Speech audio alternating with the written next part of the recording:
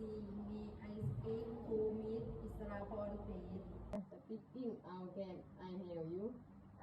I am calling to inform you that we need to reschedule our appointment on Monday, 3 p.m. Oh, really? Why? I am very sorry, but something urgent came up. We would like to move the appointment to another day. Alright, with the new appointment. Can we change it to Monday, 3 p.m.? Is that okay with you? Yes, that's fine. Thank you for letting me know.